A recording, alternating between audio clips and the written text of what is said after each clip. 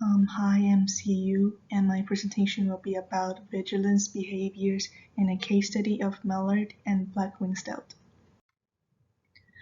The tolerance to approaching threats differs among species and reflects many different characteristics. Animals will not immediately flee upon detection of an approaching threat, but they will stare at or listen to the approaching threat for a short time, which is called the detectability period.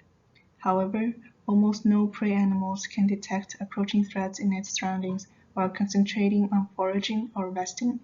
Therefore, efficient and convenient vigilance behavior saves time for other activities, resulting in increased fitness.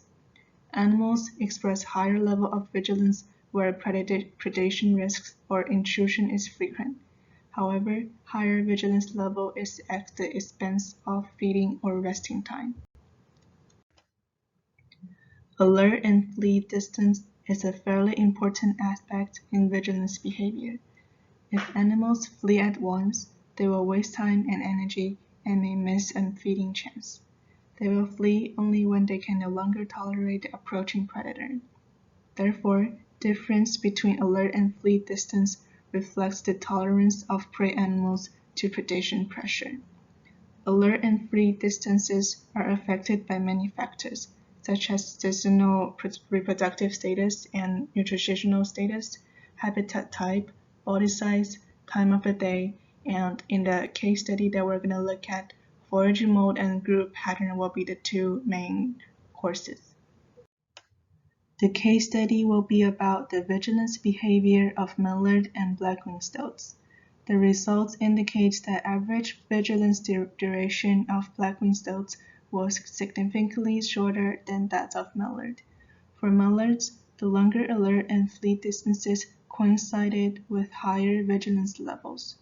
The results were due to the differences in forage mode and group pattern of the two species, but not to group size effects.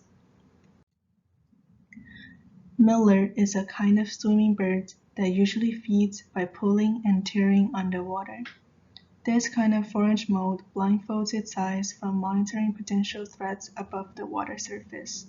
When a mallard had a blind period of foraging, it must spend time after each feeding dive to carefully scan its surroundings above water surface.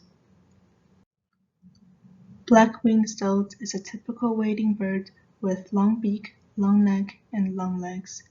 These characteristics allow it to scan its surroundings more conveniently while it forages. It can neglect mild disturbances that are often misjudged as serious risk and given attention by mallard. This advantage results from foraging mode. Compared with mallard, black-winged stilts has a reduced cost of vigilance and are able to spend more time engaged in other crucial behaviors.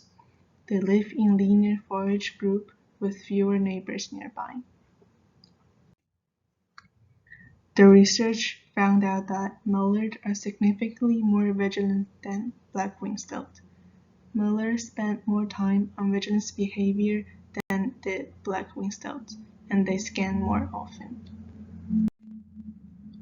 Furthermore, mallard were forced to stay alert longer after they perceived any approaching threat.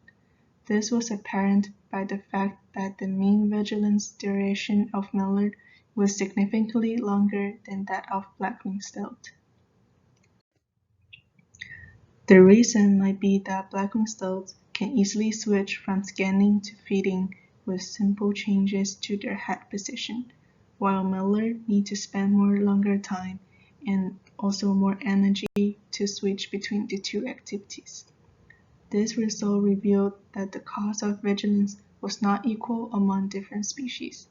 Animals with long blind periods of foraging might allocate more energy in vigilance, and the cost of vigilant behavior might be higher than in the case of animals without blind periods. Therefore, blind periods of foraging contribute substantially to the higher level of vigilance of mallard. Another factor might be the group geometry of the species. Mallard feeds in a circular group, where individuals are closer to each other. This pattern allows individuals to receive signals given by alert neighbors and thus guarantees the rapid transmission of social information. As for species foraging in linear arrays, such as blank-winged stilts, individuals in a group do not have more than two neighbors. In this case, signal transfer will be frustrated and individuals rely more on their own detection. Group pattern and forage mode can independently as well as jointly affect vigilance behavior. In this case, longer blind periods of foraging increase the vigilance level of Mallard, but the group pattern of a circle shape palliated the effect of blind period. To protect animals from intense intrusion and especially from human interference, managed measures should be taken. An analysis of vigilance behavior is one of the necessary steps.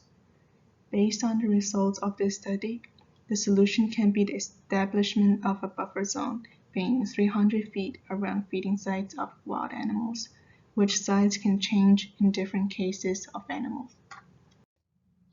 Thank you.